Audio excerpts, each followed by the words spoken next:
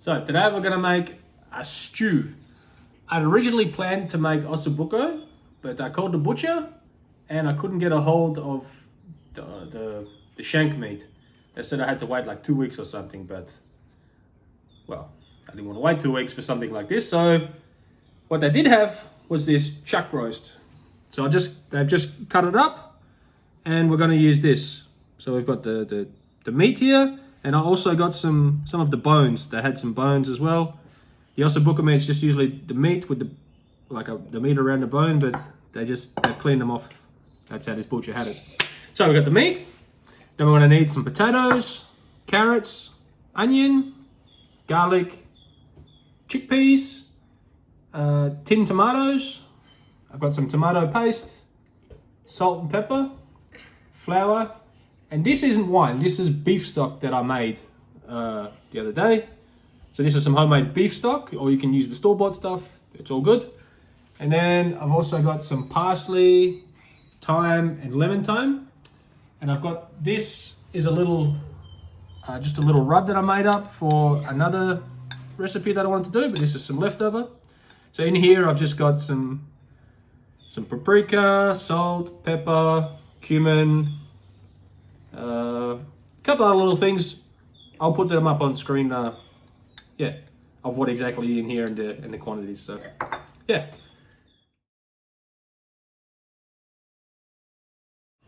All right, so I've chunked up my meat into even pieces, about yay big, and I've just lightly floured and salted them. And now I've preheated the pot with a bit of oil in it, and I'm just gonna put the meat in and brown it off. You might have to do it in batches. We'll just see how, depending on the size of your pot and how much meat you have. All right, once you've browned all your meat off, just take it all out of the pot and put it to the side. All right. Once you've taken all your meat out, you should have a good fond built up on the bottom. That's a good thing. Now you want to put in your onions. They've just been diced up finely, and we're just going to cook these off for a minute or two. All right, once you got your onions in, and you want to just deglaze a little bit. So I've just got a little bit of my stock here, my beef stock that I made, and you just want to pour a bit of that in, and you start just scraping up that good fond off the bottom.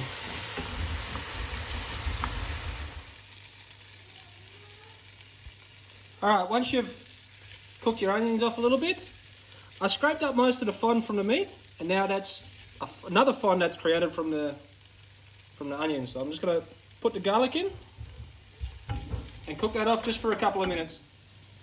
Alright, once you've got your garlic in and you've cooked it off just a little bit, you should get a very garlic fragrant smell. And then that's only been about 45 seconds to a minute. And I'm going to add about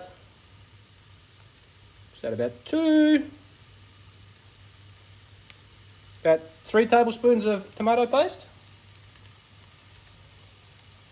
And I'm just going to mix that in and cook that off for about the same as the garlic, about 45 seconds to a minute. Alright, once you've got your tomato paste in, then you're going to get about a teaspoon of your spice mix, 2 teaspoons of your spice mix, put that in. You're just going to mix that in and cook that off for about 20 to 30 seconds.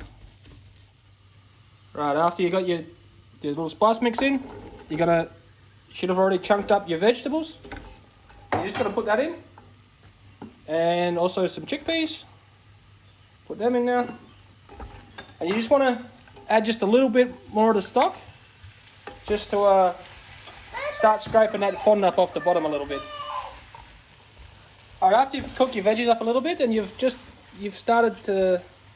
the pan a bit, most of the stuff should be coming off the bottom. So far I've used about half a bottle of the stock just to keep on deglazing so it doesn't burn completely, the deglaze. So now I'm just going to add a couple of pinches of salt and a couple of pinches of pepper. Just stir that in a little bit. I'm also going to add the meat back in, along with all any juices that's accumulated with it, and just stir that in a little bit so it's all combined. That's going to take a second.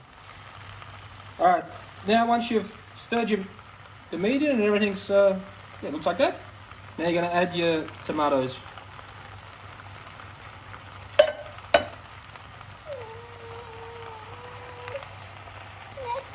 And then with the tins of tomatoes, you just want to put a little bit of your stock in there. And just wash the tomatoes out with your stock.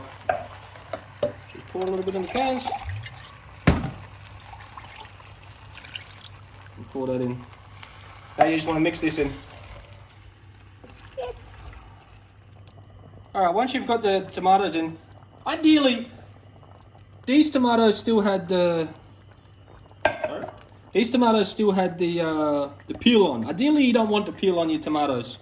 You want them peeled, but you know that's what we had on hand, so that's what we used. Now you want to add your stock. So far we've added the whole bottle, and I'm going to add just a little bit more. With my stock, when I made it, I never scooped the fat off, so that's the fat, and in my opinion, you want some nice fat in your stock. That's going to add more flavour to it. So you just want to put some more stock in, give it a good stir, feel if any that good fond's still stuck to the bottom. And if it is, just as you're stirring, just scrape it all off.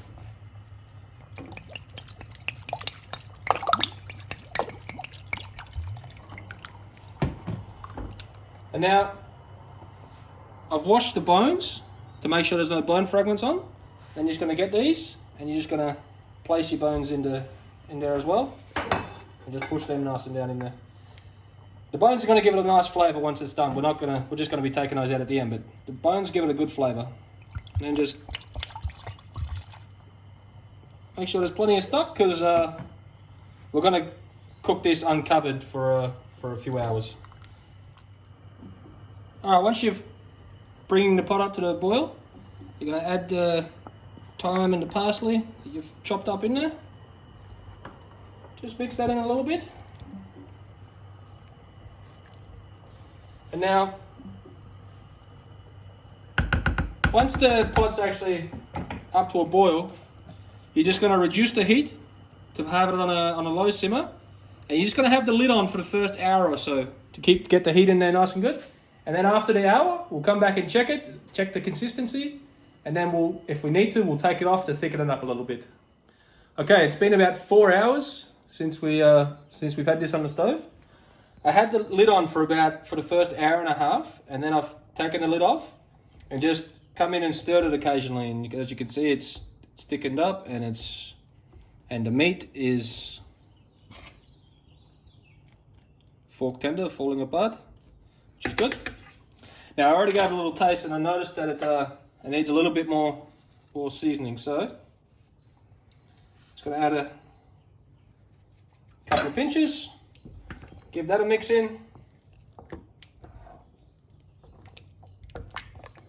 Then I'm just going to turn the heat off and let that sit while we get on with making the polenta.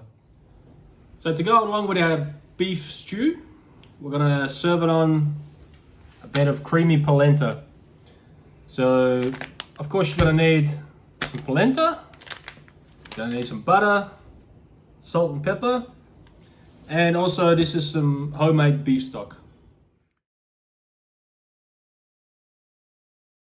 Okay, so to make the polenta, you're going to get some beef stock on the boil.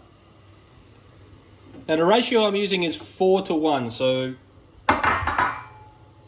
1 part polenta to 4 parts liquid. Now once you've got your liquid up to a boil, you're just going to start using with a whisk. Start whisking, and then just slowly you'll slowly start streaming your polenta in.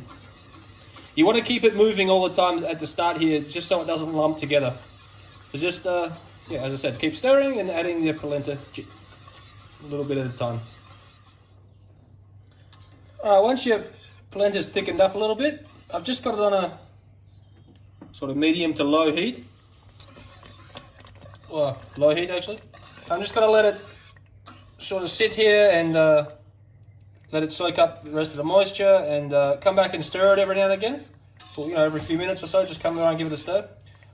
And once it's too thick for the whisk, I'm just going to swap over to a wooden spoon. So, my wife actually took over while I took a quick shower to keep stirring it every few minutes. And this is what it looks like now. So as you can see, I'm still using a whisk. It's a lot thicker, and you can feel that they're more tender. So now I'm going to add in some ground Padano cheese. Mix that in. There's actually one ingredient I forgot to say before, but yeah. I'm going to mix all that in. Also, we're going to add butter.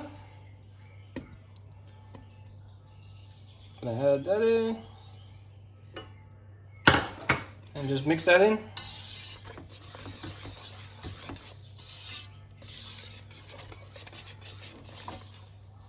Okay, once your cheese and your butter's all melted in, you're just going to taste for seasoning, and which I already have off camera. And the salt was good. I'm just going to add a little bit of pepper. Mix that in.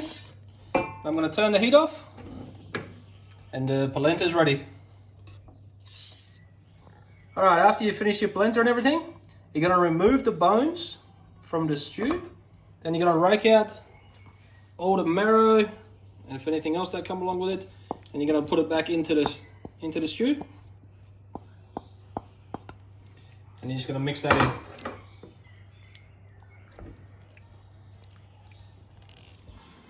Okay, to serve up the stew, you're going to put down the polenta and put a nice couple of big scoops of stew on top. I'm now salivating. I can't wait to get into it. And also, you're just gonna need a spoon, because this meat is tender as anything. You can just cut straight through with that.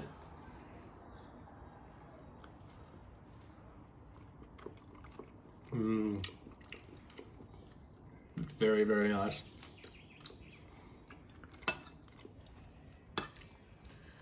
Give me some.